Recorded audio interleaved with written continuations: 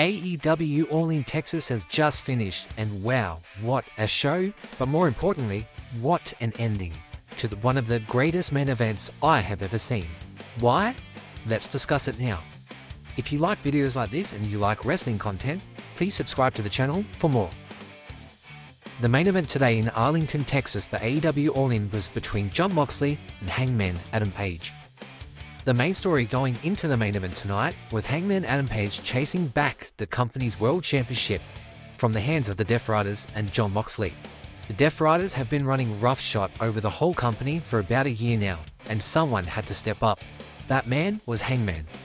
On the surface, that was the story. Hangman was chasing the title to save the company, and he chose to raise the stakes as high as possible and make the match a Texas death match. But if you dig a little deeper from the surface, you will see that this match was actually the culmination of a 3-year storyline, with 5 storylines intertwined, culminating in the main event finish. And here is a full breakdown. The Hangman Page and Swerve Strickland story. Since 2023, Hangman Page and Swerve Strickland have been going at it to be the top dog in AEW. This led to a trilogy of some of the most bloody and gory matches you will ever see, with the peak of the feud coming when Swerve Strickland broke into Hangman's house speaking to his child, with Hangman responding by burning down Swerve's house.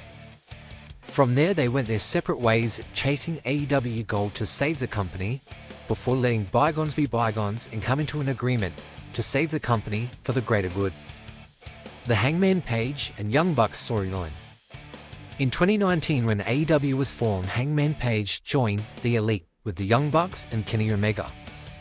After his epic tag team title run with Kenny Omega, the Young Bucks and Kenny turned on Hangman, sending him spiraling, turning into an alcoholic and joining the Dark Order. Then in 2023, Hangman rejoined his friends in the Elite just before his feud with Swerve Strickland. This led to Hangman going rogue on his mission for the AEW World title, and the Young Bucks going on their path as the EVPs. And in the 2 years leading up to All In Texas, the Young Bucks were trying to make deals with the Death Riders to take control of the company before leaving for a period of time and coming back, trying to plant seeds with Hangman to join them again. But Hangman wasn't having it, and the Young Bucks had to choose their side. The Bryan Danielson story and the Death Riders. Bryan Danielson was one of the founding members of the Blackpool Combat Club, with Jon Moxley, Wheeler Yuta, Claudio Castagnoli, and Pac. During this period, they were the top faction in the company, with Jon Moxley and Bryan Danielson having great title reigns, which eventually led to the title match between Jon Moxley and Bryan Danielson, where they choked Bryan Danielson out and ended his career. But Bryan never got his payback. The Darby Allin, Jon Moxley storyline. With Jon Moxley being a 4-time world champion, Darby has been chasing the title since the inception of AEW. After his incredible undefeated tag team title run with Sting, Darby set his sights on the AEW World Championship when Jon Moxley told him he is not ready to be a champion. This led to several beatdowns by the Death Riders, so Darby went away, climbed Mount Everest, and now he's back for revenge. The Death Riders and AEW storyline. The BCC was disbanded after Bryan Danielson was choked out by the rest of his crew, and they were then rebranded as the Death Riders, adding Marina Shafir. Their whole purpose and mission from the beginning of the Death Riders story was to take control of the company and force the rest of the locker room to stop resting on their laurels and stop resting on their past achievements and fight for the AEW World Championship and elevate the company to places like never before. All of these storylines intertwined and led us to AEW All In 2025, the main event. After a bloody and physical affair, stabbing each other, barbed wire, tables, a bit of nails and glass, the Death Riders of course involved themselves in the main event to try and keep control of the company. This led to the first storyline paying off, with Swerve Strickland and Will Ospreay coming to help Hangman, after Hangman and Swerve agreed to put their differences aside for the greater good. After this, storyline number 2 paid off, when the Young Bucks came in the ring, superkicked Hangman and sided with Jon Moxley and the Death Riders. When Hangman was outnumbered again, another storyline paid off, when Bryan Danielson came out from the crowd and tried to even the numbers. But there was still one more storyline that needed to pay off. Darby Allin.